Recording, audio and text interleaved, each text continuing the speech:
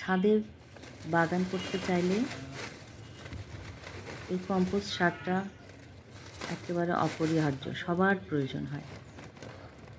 Compost সার তৈরি করতে গেলে আমাদের যা যা দরকার হয় মোটামুটি সবাই জানি যে আমরা কিচেন ওয়েস্টগুলোকে মেইনলি টার্গেট করে এগুলো বানাই, কিন্তু তার সঙ্গে আরও অনেক কিছু লাগে। শুকনো গোবর লাগে, পুরাতন মাটি লাগে, একটু ইউরিয়া সার, সামান্য একটু ইউরিয়া সার লাগে।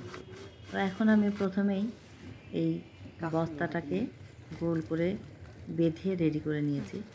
তার মধ্যে প্রথমে গোবর দিয়েছিলাম সামান্য, একটু শুকনো ডাল, যেমন ধরেন জবা, বেলি, বিভিন্ন ডালের কাটিং ছিল, সেগুলো ছোট ছোট করে কেটে আমি এই বস্তায় দিয়ে দিলাম পাতাসহ।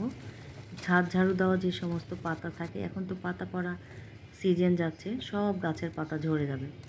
এই পাতাগুলো আমি একটাও নষ্ট করি না, সবগুলো পাতাই গুছিয়ে রাখি এবং এই বস্তাতে এইভাবে পাতাগুলো দিয়ে তার উপর একটু ইউরিয়া সার দিয়ে দিই, তাহলে তাড়াতাড়ি পচে যায়।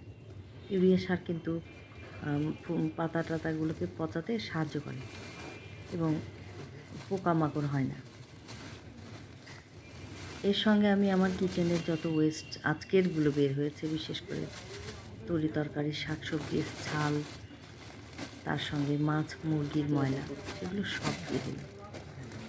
দেখতে পাচ্ছেন এগুলো যখন পচে যাবে তখন বস্তার নিচে চলে যাবে, একেবারে কমে যাবে।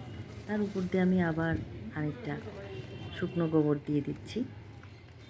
শুকনো গোবরটা আমার 6 মাসের পুরাতন, অনেক দিন আগে আমি কালেকশন করে রেখেছিলাম বস্তায়, সেখান থেকে একটু একটু করে আমি ব্যবহার করছি।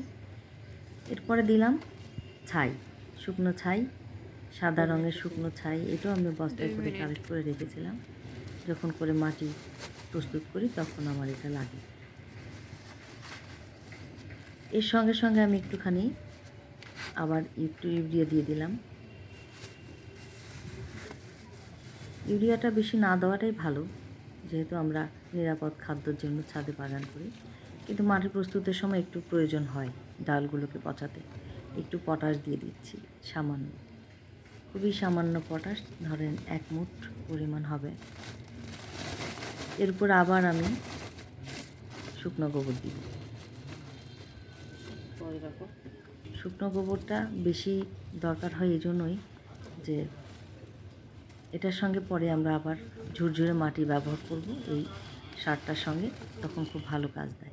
এখন আমি আবার বাগানের পুরাতন যে মাটি ছিল সেই মাটি দিয়ে দিচ্ছি, কারণ এগুলোতে একবার ফুলের গাছ ছিল, সেগুলো তো আর এখন আর ওখানে ভালো হচ্ছে না। সেই মাটিটাকে আমি আবার নতুন করে তৈরি করার জন্য কম্পোস্টের সঙ্গে মিশ্রণ করে দিলাম। দেখেন এখানে একটু পানি ছিটিয়ে দেব, বাস কিছুদিনের মধ্যে তৈরি হয়ে যাবে কম্পোস্ট সার।